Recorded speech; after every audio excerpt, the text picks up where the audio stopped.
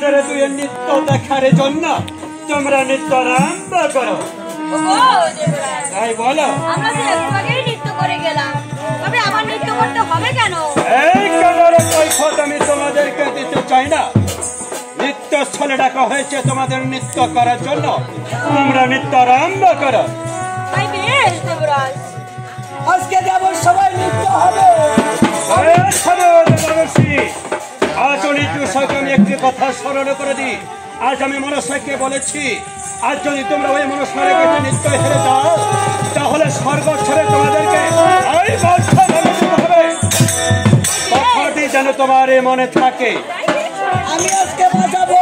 দেবরাজ বলো, তবে আজকে আমাদের আশীর্বাদ করে যেন আমরা নৃত্য জয়ী হতে পারি।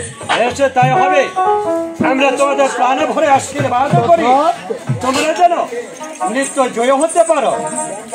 তাই বেশ দেবরাজ, আজ তুমি নৃত্য আরম্ভ করো। বালিকা প্রাণ নয়, তাই আমি করতেছি।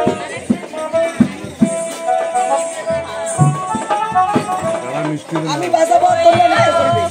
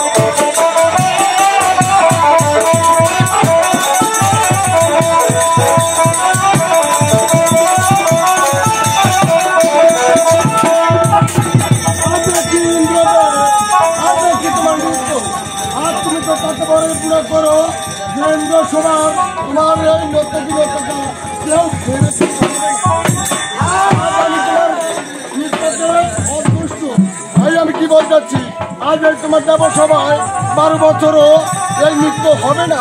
আজ আমি এখান থেকে বিদায় নিয়ে যাচ্ছি।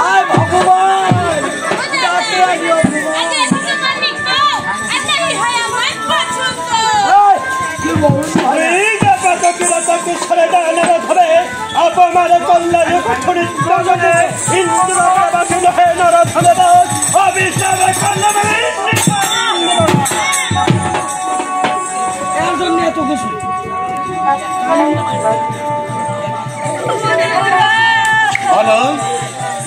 সখী এই কেনা সখী দেখে যাই সখী কেনা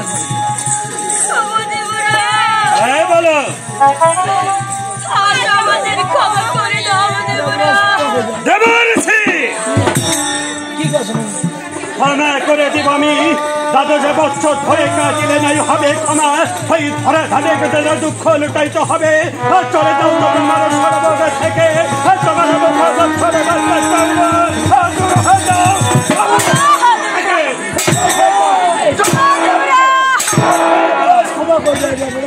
দেবর্ষি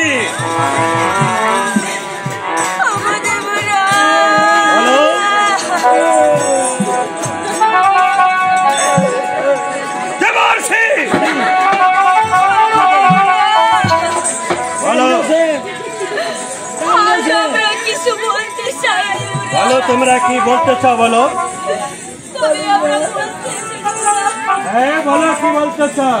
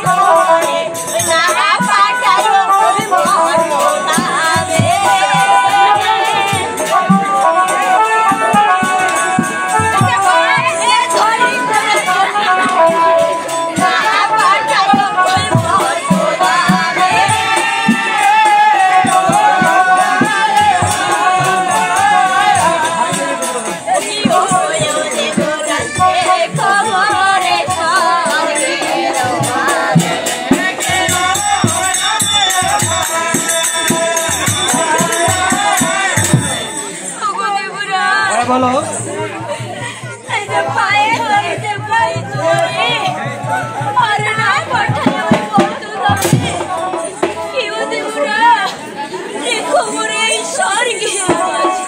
স্বর্গের মাঝে তোমরা থাকতে চাও আর নিত্যস্থলে তোমরা যে অপরাধ করেছ আর ক্ষমার অযোগ্য তোমরা কি শুনতে পাওনি অনেক আজ দেব সবাই কি বলে গেছে 12 বছর ধরে স্বর্গের মাঝে নাই হবে তোমার নৃত্য আর এমনি করে অপমানিত করে চলে গেল মহাদেব আমি তোমাদের মুখ দর্শন করতে চাই না তোমরা অভিষেক হয়েছ তোমাদেরকে বাঁচতে দেওয়া যেতে হবে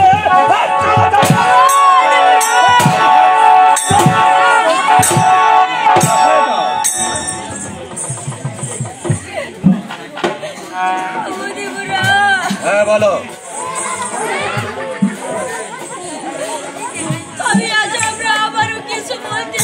বলো তোমরা আর কি বলতে চাও হ্যাঁ বলো